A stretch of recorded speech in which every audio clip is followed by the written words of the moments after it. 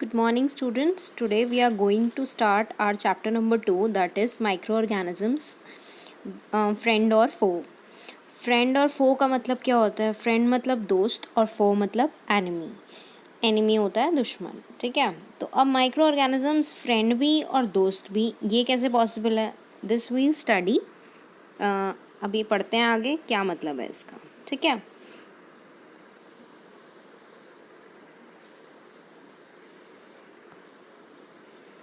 now first is, what do you mean by microorganisms? So you need to write down in your assignment register what do you mean by microorganisms. लिखिए जो आपकी first to lines दी हैं. There are so many tiny organisms around us which cannot be seen through naked eyes. These are called microorganisms. They may be unicellular, multicellular or exist as cell clusters.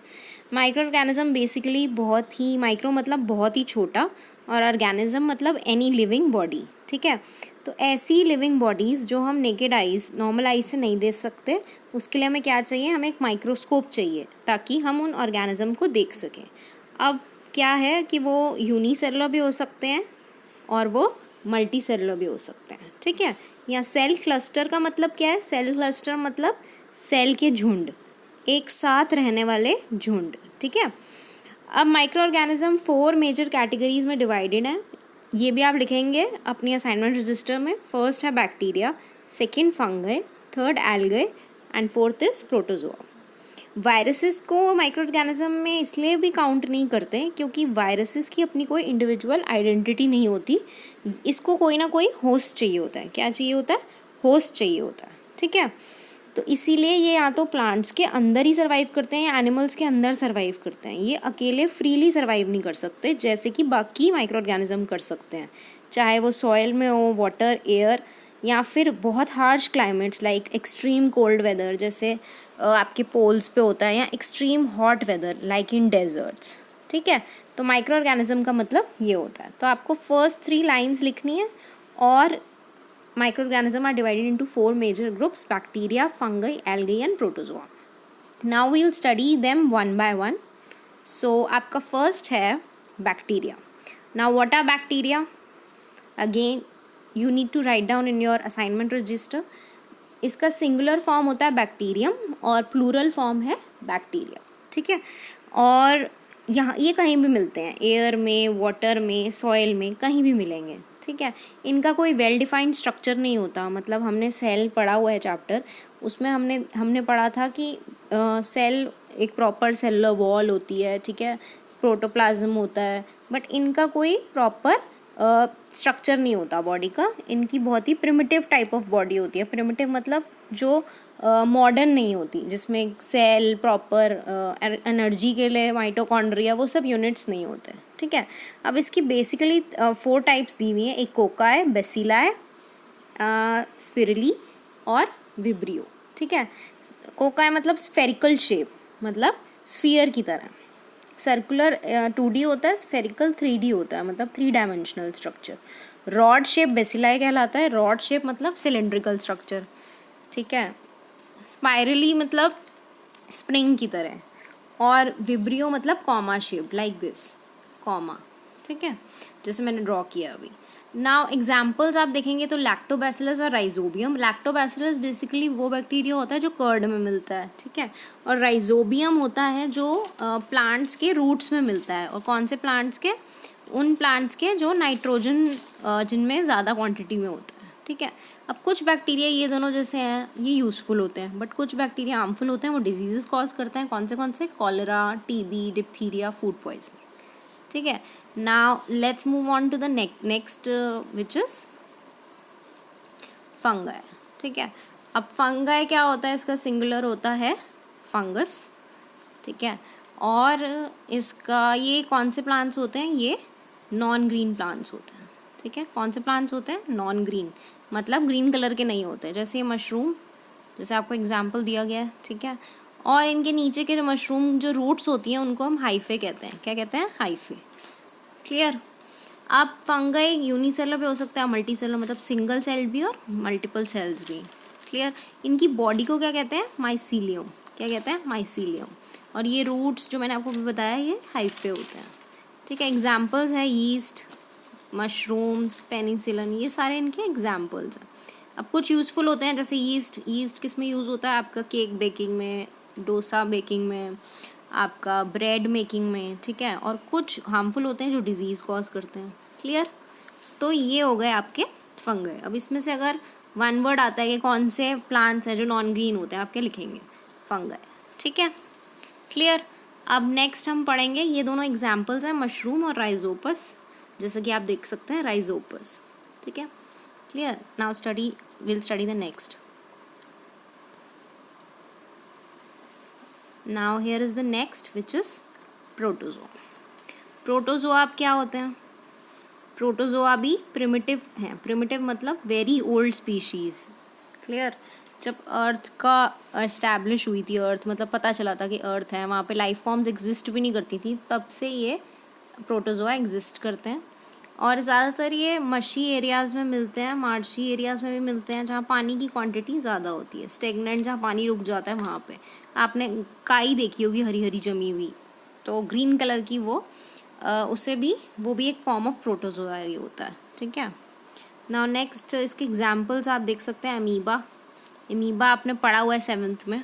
Irregular shape मतलब उसकी body का कोई proper structure नहीं होता। Euglena ये organism का नाम है। पैरामीशियम स्लिपर शेप्ड, ये देखो स्लिपर मतलब चप्पल, ठीक है। आपके चप्पल की शेप का, जो नॉर्मल आप घर में स्लिपर्स पहनते हैं वैसी शेप है इसकी, देखो वैसी शेप बनी हुई है, ठीक है। और प्रोटोजोआ भी, some of the protozoa are parasites, ठीक है। पैरासाइट का मतलब क्या होता है? जो दूसरों की बॉडी पे रहते हैं होस्ट की तरह। होस्ट से क्या लेते हैं? खाना लेते हैं, ठीक है। ब्लड सक करते हैं, खाना लेते हैं। क्लियर? और डिजीजेस कौन से कॉज करते हैं? मलेरिया और dysentery. Dysentery means stomach problem like loose motions, और मलेरिया तो आपको पता ही है मच्छर के काटने से होता है, ठीक है। Now next move on to the next which is virus. Now virus, एक तो आपको पता ही है आजकल कौन सा वायरस फैला हुआ है, कोरोना वायरस। तो वो भी एक टाइप का क्या है? माइक्रो ऑर्गेनिज्म से जो जन्मी वो बीमारी है। क्लियर? तो वायरस एक टाइप का माइक्रो ऑर्गेनिज्म है जो कि अपने आप सर्वाइव नहीं कर सकता, उसे एक होस्ट चाहिए। जैसे कोरोना वायरस में भी आपको एक वो थ्रू एयर स्प्रेड नहीं हो रहा है, ठीक है। वो इधर टच के थ्रू स्प्रेड हो रहा है, या फिर वो यूज्ड कोई भी चीज़ को टच जिसको है उसके थ्रू स्प्रेड कर सकता है, बाय एयर स्प्रेड नहीं करेगा। उसी तरह जैसे कोई किसी को टच कर दे जिसको ऑलरेडी ये बीमारी है कोरोना वायरस, और या वो अपने फेस पे टच कर ले, या फिर उस हाथ को वो कहीं और लगा दे, तो वो ये डिजीज़ ऐसे ट्रांसमिट हो जाता है। तो viruses are what? Viruses need a host to multiply or grow. See this, they grow and multiply only in living cells or plants. अगर ये हवा में होगा ये openly तो it will die eventually, ठीक है। और they always survive on surfaces like plastic, wood, clear, and they can remain there for at least 48 hours और 24 hours. दैट्स वाई सैनिटाइज़र आपको बोला गया है यूज़ करने के लिए, ठीक है। क्यों बोला गया सैनिटाइज़र यूज़ करने के लिए? ताकि वो वायरस वहीं के वहीं उसी टाइम मर जाए सैनिटाइज़र से रिएक्ट करके। क्लियर? और वो वहाँ पे मल्टीप्लाई ना करे, जैसे कि वायरस की प्रॉपर्टी होती है, ठीक है। जैसे उसी कोई बॉडी मिलती है वहाँ वो मल्टीप्लाई करना शुरू कर देता है। Is it clear? और बहुत सारी शेप्स होती हैं इनकी। अगर प्लांट्स ह्यूमंस के लिए हार्मफुल है, कॉमन कोल्ड, फ्लू, ये सारे डिजीजेस कॉज करता है। ये एक स्ट्रक्चर है वायरस का, ठीक है। Now let's move on to the next which is algae. Algae basically कौन से ऑर्गेनिजम्स होते हैं? जो पानी में रहते हैं, ठीक है। These are dark green masses spread over water. Clear? And they have chlorophyll, that's why they are green, so they perform what? Photosynthesis.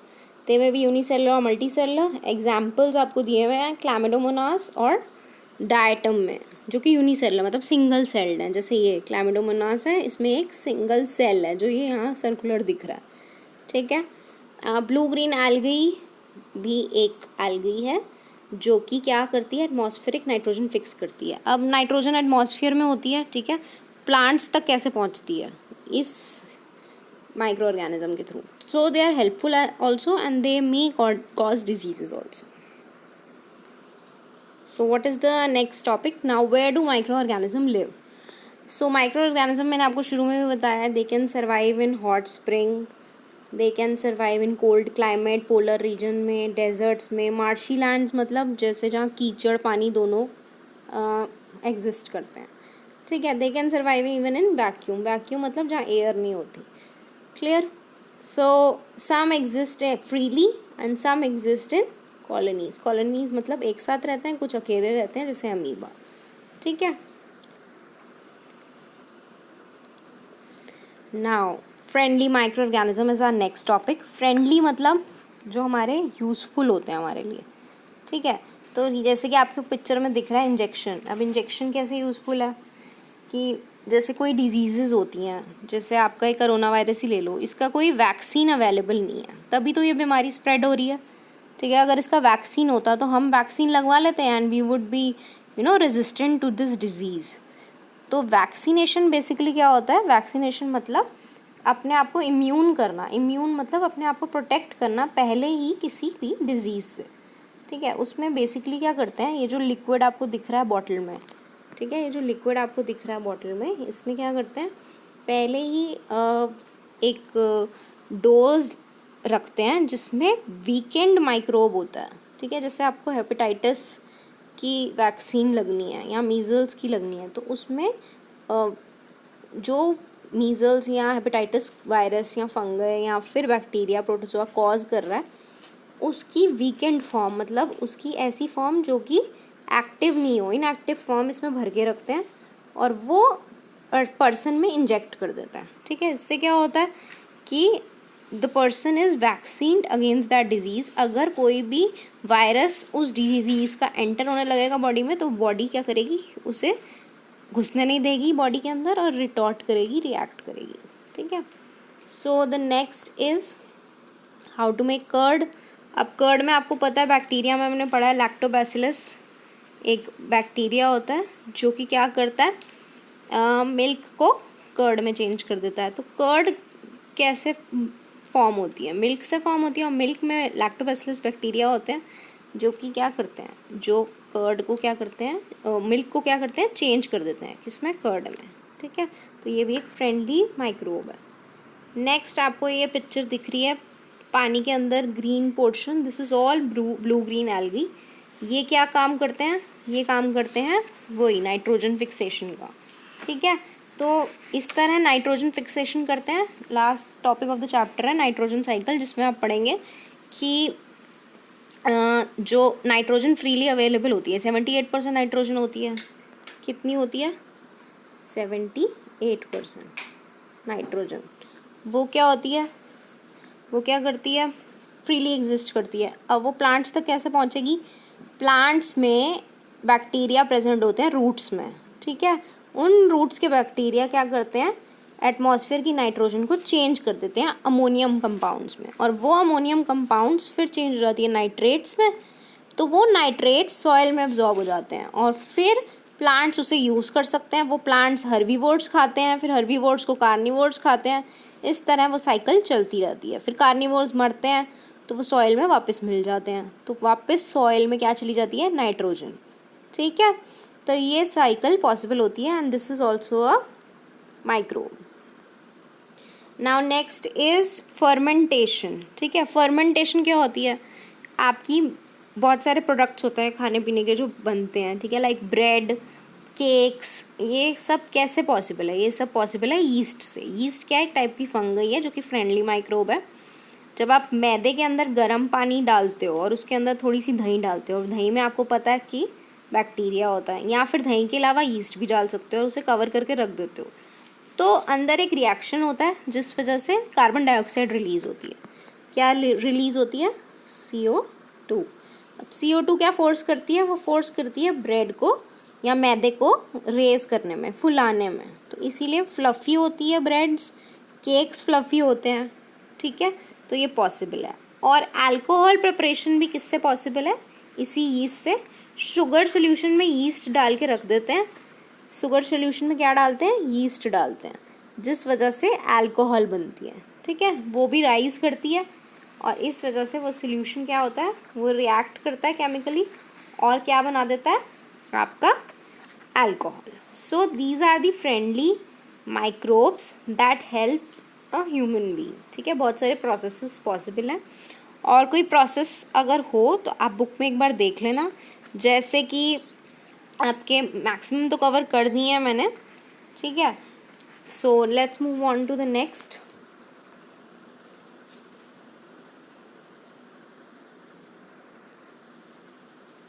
Next are harmful micro organism. अब हार्मफुल माइक्रो ऑर्गेनिज्म ज़्यादातर क्या होते हैं, जो disease cause करते हैं. ठीक है, अब आपको पता है बहुत सारे डिजीज़ होते हैं like cholera, dysentery, typhoid, TB. ये सब किस वजह से होते हैं, ये सब इन्हीं माइक्रो ऑर्गेनिज्म के हार्मफुल नेचर की वजह से होते हैं. ठीक है, clear. So let's go on through this table. इस टेबल को एक बार स्टडी कर लेते हैं. ह्यूमन डिजीज़ पहला है, फिर माइक्रोब जो कॉज करता है ये है, फिर मोड ऑफ ट्रांसमिशन, मतलब ये जो माइक्रो ऑर्गेनिज्म है ये किसके थ्रू डिजीज़ ट्रांसफ़र कर सकता है, और प्रिवेंटिव मेजर्स क्या हैं, कैसे अवॉइड किए जा सकते हैं डिजीज़. सपोज टीबी होता है तो वो कौन कॉज करता है, bacteria. Bacteria can survive in air. ठीक है, तो टीबी के लिए कंप्लीट आइसोलेशन, मतलब अकेले रखा जाता है क्योंकि ये कम्युनिकेबल डिजीज़ होते हैं. अब कम्युनिकेबल डिजीज़ क्या होते हैं, जो स्प्रेड कर सकते हैं एक से दूसरे में, इधर थ्रू टच और थ्रू एयर और थ्रू वाटर. ठीक है, next is measles. This is virus. Causing agent is virus. This is basically causing agent. ठीक है, ये causing agent. Clear. And keep the belongings of the person away from those of the others. Vaccination में भी given. Vaccination आपको मैंने बताया, injection. Next आपके ये सारे वायरस कॉजिंग है. देन बैक्टीरिया से क्या मिलता है, और कॉलरा और टाइफॉइड. इसके मोड्स ऑफ ट्रांसमिशन, मतलब खुला खाना खाने से, जैसे अनहाइजीनिक फूड होता है, कटा हुआ जो खाना होता है या खुला जिसमें मक्खियाँ बैठी होती हैं. ठीक है, उस खाने को खाने से आपको ये डिजीज़ हो सकते हैं और इसके लिए प्रिवेंटिव मेजर्स यहाँ दिए हुए हैं, बॉइल्ड ड्रिंकिंग वाटर, ये सब. Clear. Next is again hepatitis, virus causing. Here also same preventive measure. Then malaria, you know this is caused by a mosquito and the microbe responsible is protozoa. ठीक है, इसके लिए क्या है, mosquito net या cream repellents spray कर सकते हैं, पानी इकट्ठा ना होने दें. क्लियर. तो ये सारे आपके थे हार्मफुल माइक्रो ऑर्गेनिजम्स. सो ये इम्पॉर्टेंट है, आपको अच्छे से याद करना है. Next is your assignment. These are the assignment questions from all that we have studied up till now. Microorganism की डेफिनेशन, 4 मेजर कैटेगरीज लिखनी है. उसके बाद कौन सा ऐसा माइक्रोऑर्गेनिज्म है जो नॉन ग्रीन है. ठीक है, this you can do. Clear. Next आपको लिखना है एग्जाम्पल्स प्रोटोजोआ और वायरस के. फिर फर्मेंटेशन क्या होता है, मैंने अभी पढ़ाया आपको. कौन सी चीज़ किस में चेंज होती है, शुगर चेंज होती है अल्कोहल में. ठीक है, किसकी प्रेजेंस में, यीस्ट की प्रेजेंस में. ठीक है. Name any one microorganism capable of fixing nitrogen. You know this is what, blue green algae. ठीक है. नेक्स्ट और एक और होता है राइजोबियम. ठीक है, वो भी दिया हुआ है आपकी बुक में. कोई भी डिजीज़ लिख सकते हो आप टेबल में से, वायरस के जो कॉज करते हैं, और स्पीशीज़ जो मलेरिया स्प्रेड करता है, इसमें आपको माइक्रोब लिखना है और मॉस्किटो का नाम भी लिखना है. Clear.